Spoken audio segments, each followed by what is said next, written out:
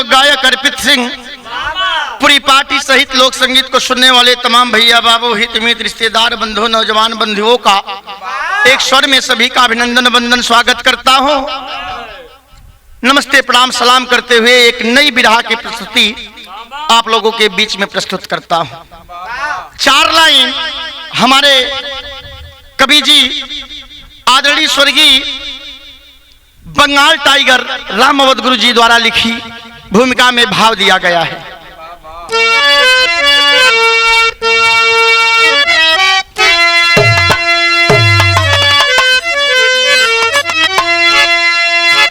महाकवि शिरोमणि कला काव्य के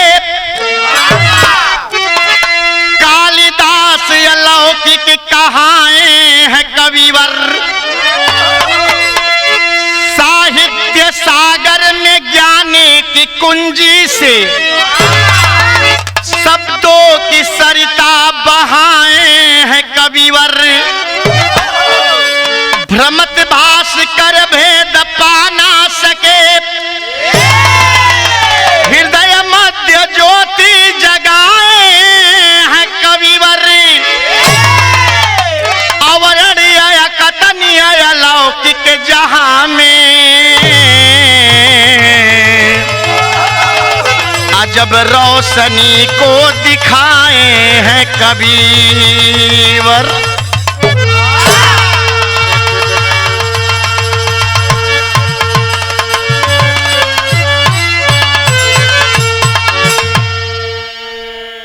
कांड तो आप लोग बहुत सुन रहे हैं, स्वयं जो कलाकार कांड कर रहा है वो भी कांड गा रहा है।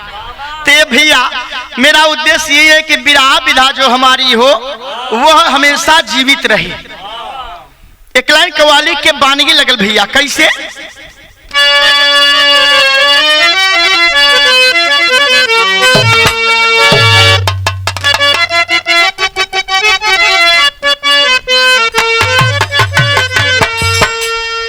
दादा गुरु मतलब बुल्लू गुरु जी गाँव अनिल भैया कहें बस एक और दुनिया है इसी संसार के नीचे। लेकिन हमारे कवि जी ने आदरणीय राम अवध यादव जी ने बिरहा में भाव दिया है। एक ऐसे कवि की गाथा लिखे हुए हैं जो कवियों में शिरोमणि कहे जाते हैं। कैसे?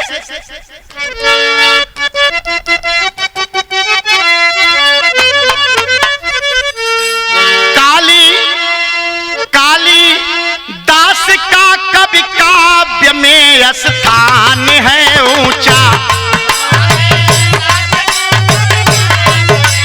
जिया भैया जिया,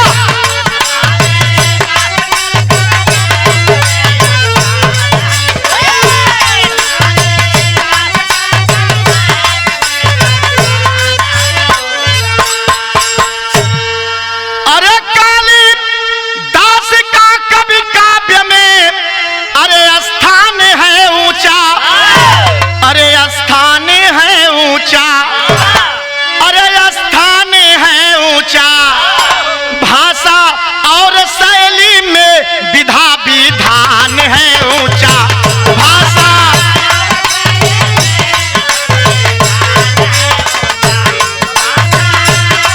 जिया जिया,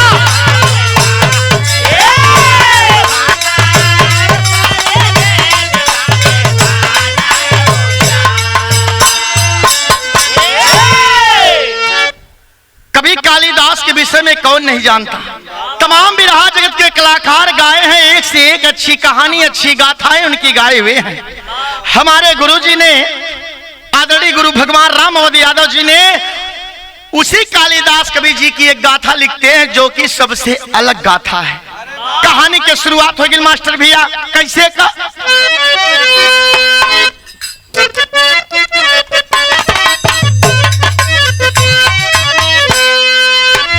विक्रमादित्य महीपति मही के ताज रहे, सभी राजाओं में वह राजा महाराज रहे। सिंहासन में विक्रम 32 लगा यंत्र रहा, बोलते बतियाते गाते ऐसा मंच रहा, खास दरबार में नवरत्नों की पहचान रही, सबसे ज्यादा कालिदास जी की मान रही।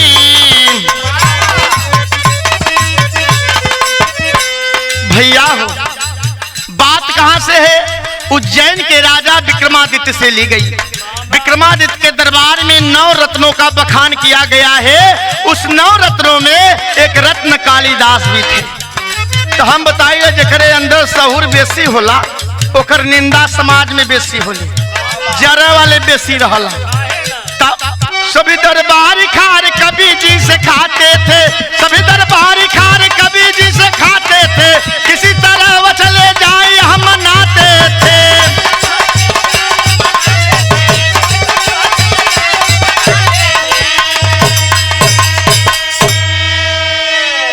लोक संगीत के सुनने वाले भैया, कालिदास जी तरी बुद्धिजीवी राजा विक्रमादित्य का ध्यान उनके तरफ ज्यादा रहे।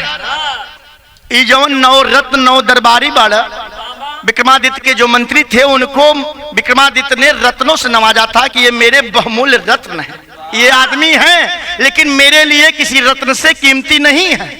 ए भैया, लेकिन जब कालिदास का मान सम्मान हो, राजा कुछ उन्हें ज्यादा भाव दे ते नहन 58 के बड़ा खराब लगा कि मतलब हम 9 जने तो रत्न बाड़ी, तो ये में कालिदास काहे खास हुआ। लगना 8 मिला बैठ के अपने में गुड़ा गणित कर। राजनीति दीपक भैया अब ना रहे, राजनीति तब हो रहा आ लगने प्लान बनावे कोनो विधायक भगाए जाता कालिदास तो बढ़िया रहा। प्लान बनावे कैसे, एक लाइन तरज लगली है।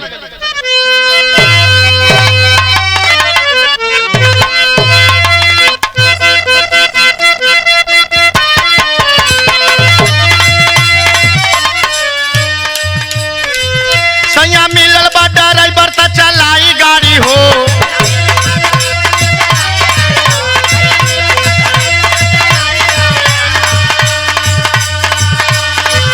सैया मिलल बा ड्राइवर त चलाई गाड़ी हो, करी पाउच का पियाई त लड़ाई गाड़ी हो, करी पाउच का पियाई त। बिरहवा में कवि जी लिखले बड़ा, 8 जने मिलके योजना बनावे लगल, 8 जने मिलके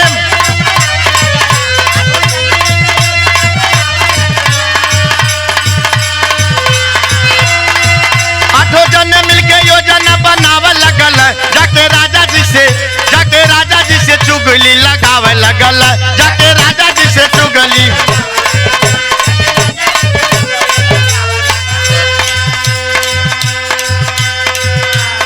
भैया 8 मिला कौनो न कौनो बहाना कह के जाए, राजा विक्रमादित्य से कहे कि महाराज हो कालिदास बड़का खास न हुआ, आज ऐसे न ऐसे कह देना, आज वैसे न वैसे कह देना।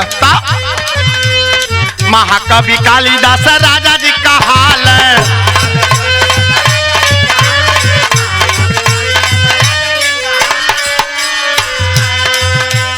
बिना मछली का महाराज नहीं खाल।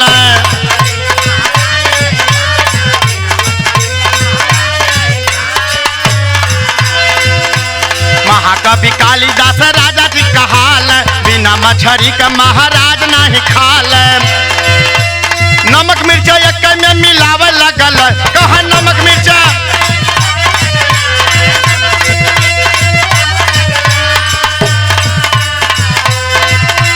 नमक मिर्चा एक में मिलावे लगल, जाके राजा जी से चुगली लगावे लगल, जाके राजा जी से चुगली।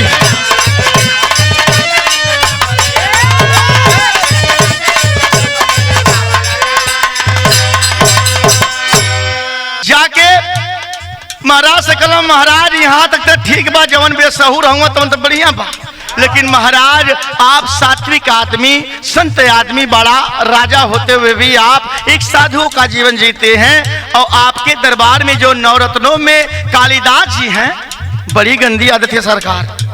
वो बिना मछली के उनके कौर ना उतरत। राजा ने कहा मछली खाना? कहा हाँ सरकार, बिना मछली के उनका पेट नहीं भरत।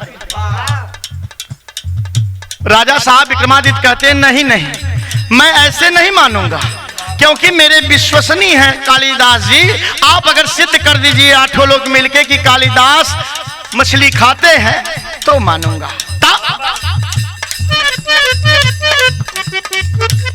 कहेला नरेश बात आई से न माना,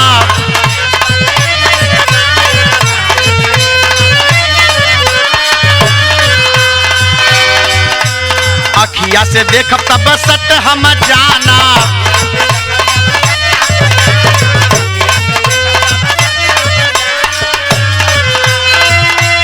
कहला नरेश बात आई से न मानब, अखिया से देख तब सत्य हम जानब।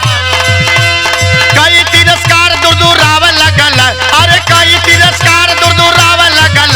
जाके राजा जी से चुगली लगावे लगल, जाके राजा जी से चुगली।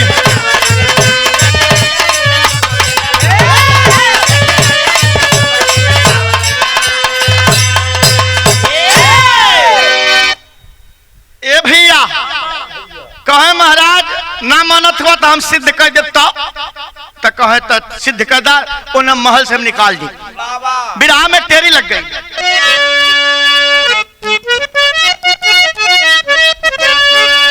अरे वही के कालिदास सब कहे, कह रामा रामा रामा रामा, अरे मुरे रामा, वही के कालिदास सब कहे।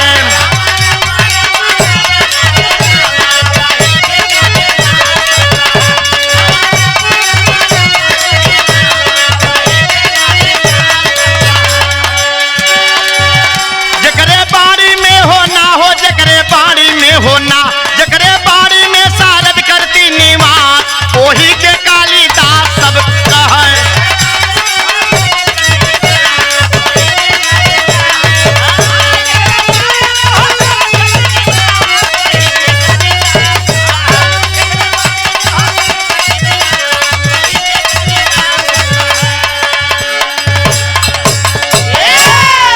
बाहर अनिल भैया, जकरे बाड़ी में सारद करती निवास, वही के काली।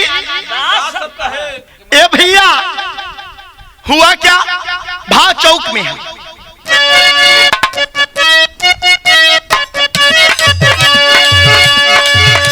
सचमुच काव्य कला के माहिर रहे श्रेष्ठतम कालिदास। संस्कृति में सुंदर रचना बहुत भांति से किए प्रकाश। सुंदर छंद अलंकृत करते, साहित्य का कर पर्दाफाश। सब दिन राजा पास बिताते, सब दिन राजा पास बिताते, लेके रायत करे न्यायम।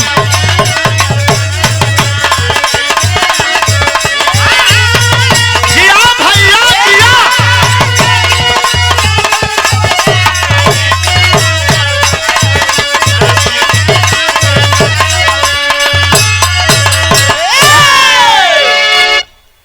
लोक संगीत के सुनने वाले ये भैया राजा के विश्वास ना होता, कहे न झगड़ा लगावत हुआ। हमार विश्वसनीय मंत्री बाड़ा कालिदास जी, हमारे दरबार का दरबारी कभी बाड़ा नवरत्न में सम्मान करीला, ऐसे न माना। और ये होना भी चाहिए, समाज लायक बात। ए भैया शिकायत वही खोले बहादुर चचा जकरे में कुछ दम दिलासा होला। जवन सारे नकारा न लायक रहे उनका कम शिकायत हुई हो अनिल भैया। गीत बदल गई है।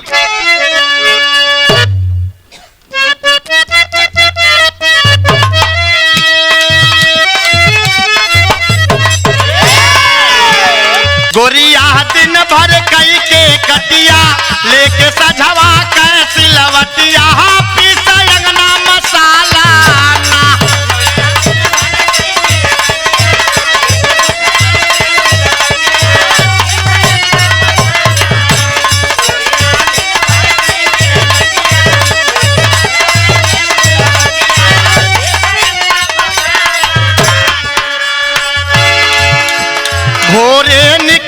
भूप सयर में।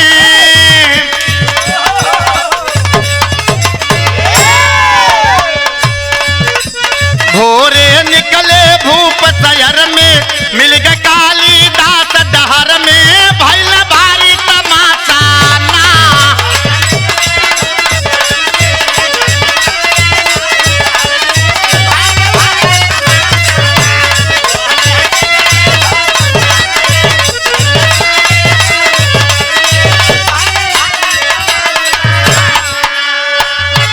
लेके मछली बाजार से कभी आवत रहे भवनवा।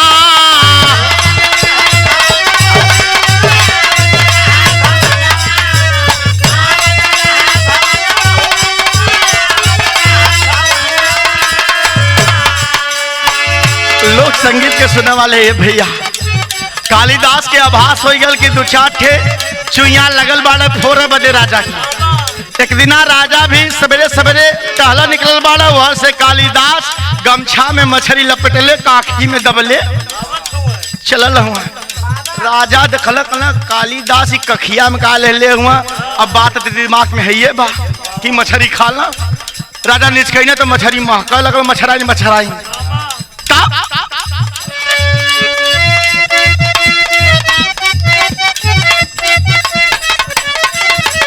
लेके मछली बाजार से कभी आवत रहे भवनवा।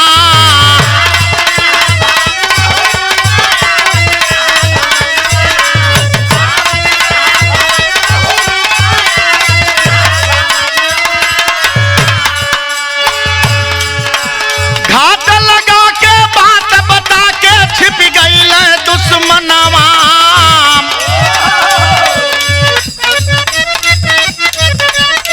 राजा देखल हो तब नयनवा, आवत कालिदास समहनवा, भारी भइला तमाशा ना।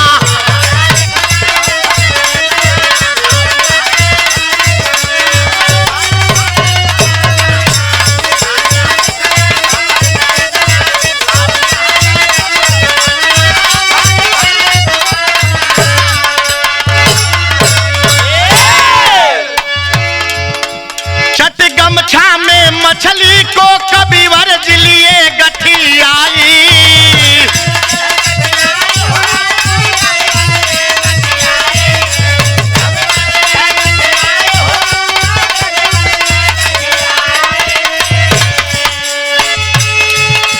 बस इतने में भूप विक्रमा पास गए नियराई। पूछे कबीवर से हो बचनिया, इका बगले में बा गठरिया, भारी भैली तमाशा ना।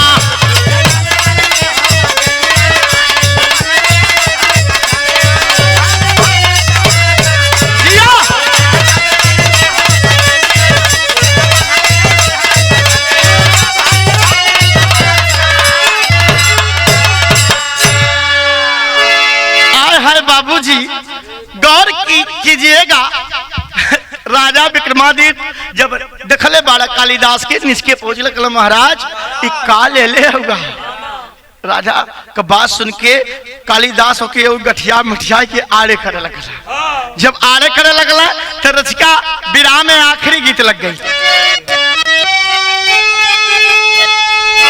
मघवा की रतिया बाबा अरे सुतली अंगनवा, वसियन के सर भी गए।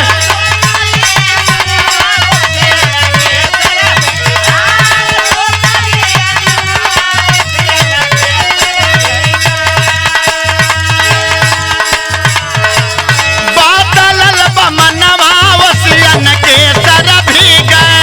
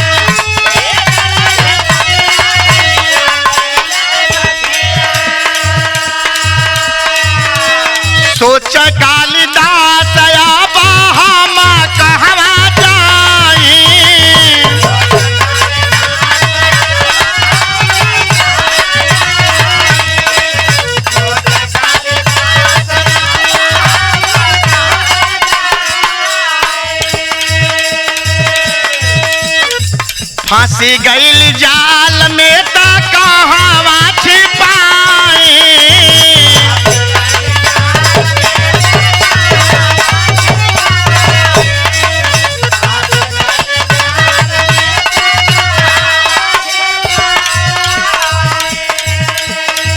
रसना में शारद माता करैली मदतिया घटिया कैले सथिया भी गले हलतिया घटिया कैले सथिया।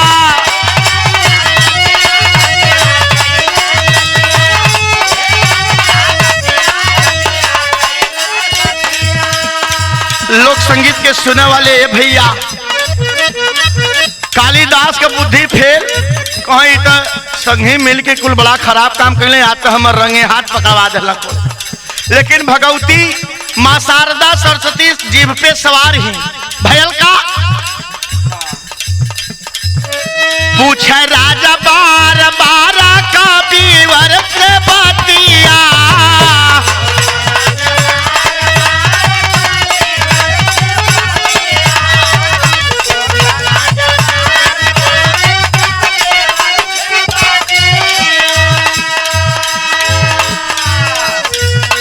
रही से देख देख हंसला संघातिया।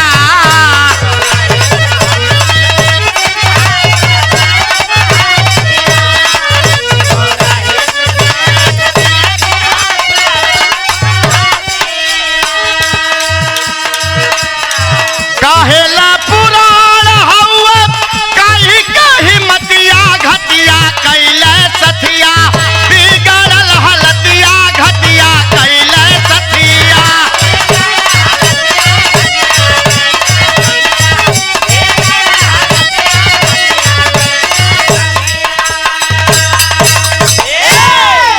लोक संगीत के सुनने वाले भैया अब विक्रमादित्य का बात सुन के कालिदास के समझ में होता नील भैया माथा फेल कहा कहीं भगवती जबान पे है घबरात घबरात कुछ ना है वो पुराण है। राजा कहना कौन पुराण है और मुंह से मछली निकल तो मत्स्य पुराण है।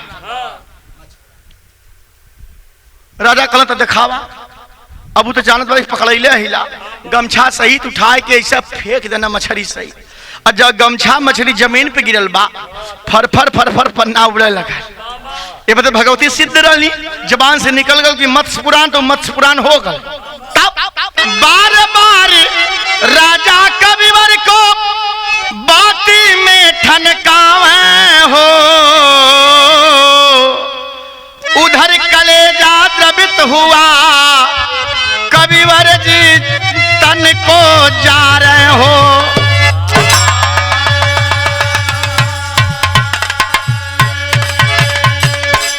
कहे वही के कालिदास सब कहे कविवर समझ रहे राजा करते उपहास वही के कालिदास सब कहे।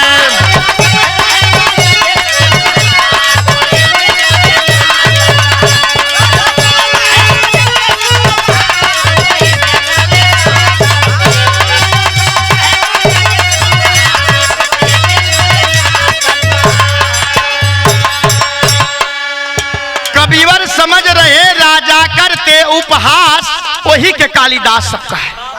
ए भैया आंख मुन के फेंक दिला राजा कहला कि सही कला हो कभी जी सब आग लगावत रहना तू मछली खाला सच्चो तू वेद पुराण पढ़ावाला मन नहीं बड़ा हो। कालिदास आंख खोलता न डर के मन ली तू तो मछरिये बा ई राजा हमार मजाक उड़ावत था बात पापट में लग गई।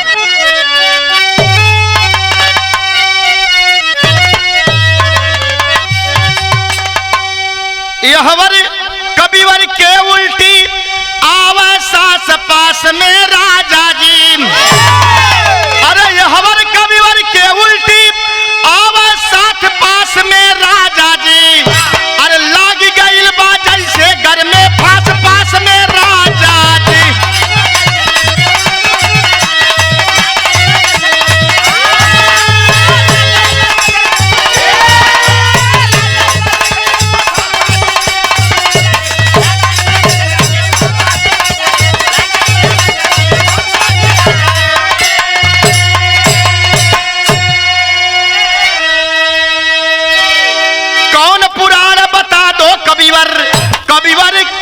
रज्जा खाई हो, कहे कवि जी मत्स्य पुराण रसना पे दिए बताई हो। देवासुर संग्राम में भइले खास पास में राजा जी, अरे चूहे रज्जा गले हार और मास पास में राजा जी। हे भैया राजा जी कहला महाराज हम मान गए, आप आँख खोलें। कभी जी अखिए ने खोलत हुआ मुँह कहले बड़ा कि राजा बोली बोलत हुआ सोझे मछली देखा थी। राजा कहना महाराज खोलें, अखिया खोलें, हम जौन शंका है वो खत्म हो गई। कालिदास कहला महाराज देखबा त मुँह से जवन पानी सानी गिरत बा उ कुल देवासुर संग्राम वाला पानी है। उन्हें पता ना कि सच्चो मत्स्य पुराण हो गई, पन्ना उड़त है। राजा सच्चो कहतों की देखा, तब भाव आला में लग गल।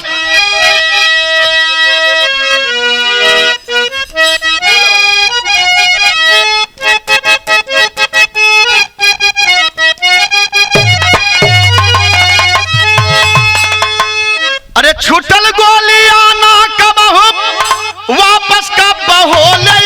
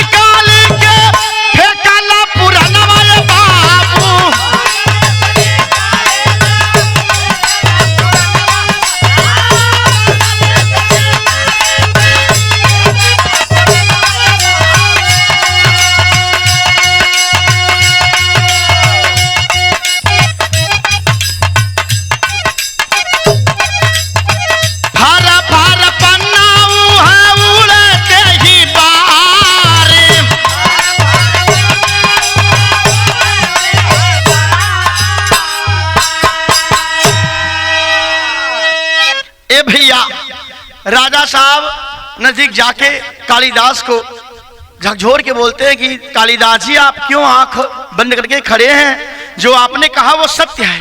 कालिदास आंख खोलना देखल सच्चा, धन्यवाद भगवती के कहला कि हे महारानी आज सम्मान रखल। तब राजा साहब विक्रमादित्य ने कालिदास से क्षमा मांगते हैं कि हे कालिदास कवि जी हमें आप पे संदेह हो गया था, मित्र होने के नाते मुझे संदेह नहीं करना चाहिए, इसलिए मैं आपसे क्षमा प्रार्थी हूं। विरह के आखिरी मतलब पंधारी में लिखल गया।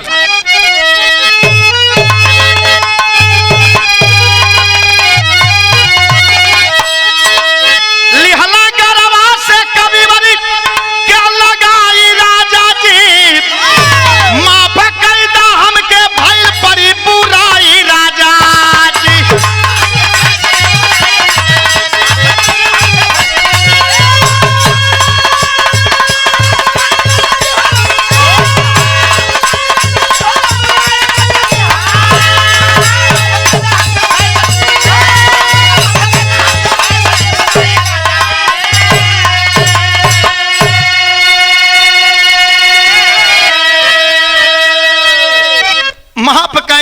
हमसे भइल बड़ी बुराई राजा जी।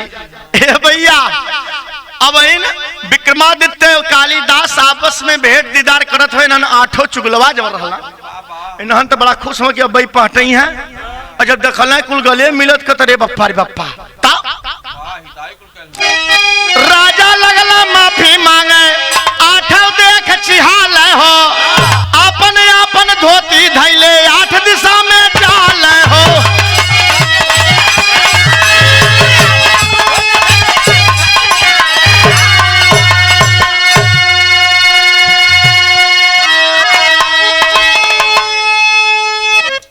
स्वर्गीय रामोद गुरु जी ऐसे ही बंगाल टाइगर नहीं हो गए मुन्ना भैया। दिशा 10 होती है, 4 हमान जानी ला, सूर्य 12 होते हैं, जानी लो वही 1 इसलिए मैं कहता हूं बार बार कि जहां पे विज्ञान खत्म होता है वहीं से आध्यात्म की शुरुआत होती है, और जहां पे यंत्र खत्म होता है वहीं से मंत्रों की शुरुआत होती है। तब केहू क्या देख के इससे मतलब देखाई राजा जी, माफ कैदा हमसे भइल बड़ी बुराई राजा जी।